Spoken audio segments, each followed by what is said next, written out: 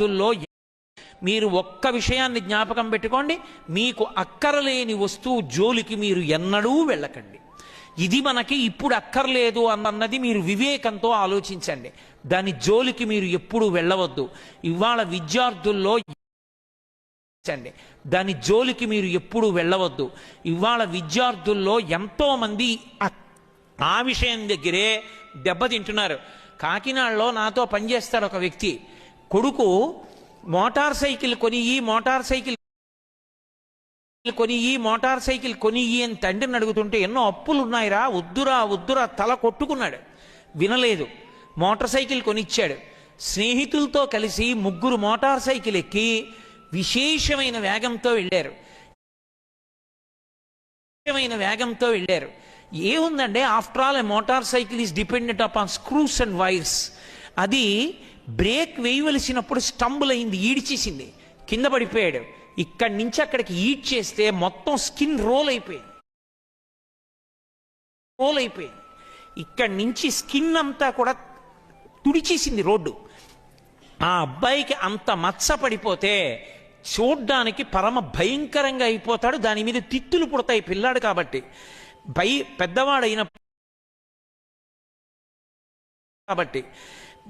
పెద్దవాడైనప్పుడు రక్తం అంగీకరించకపోతే తరువాతి కాలంలో తిత్తుల్లో వస్తాయని చెప్పారు డాక్టర్లు. కొడుకు ఎక్కడ అనాకారంగా అయిపోతాడోనని వాణ్ణి తీసుకెళ్ళి చెన్నైలోనూ అక్కడ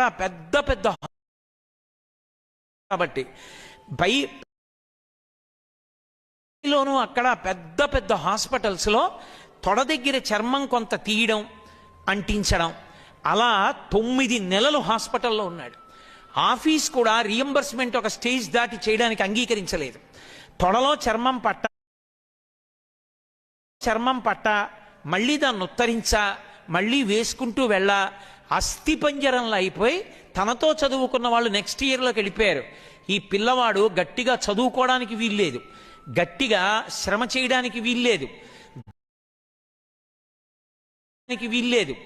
దర్భలా అయిపోయి ఇంటికి వచ్చాడు. ఒక మోటార్ సైకిల్ మీద వ్యామోహం, అక్కరలేని వయస్సులో మోటార్ సైకిల్ కావాలన్న తాపత్రయం ఆ స్థితికి తీసుకెళ్ళింది. ఇవాళ నేను అనేక చోట్ల చేస్తున్నాను.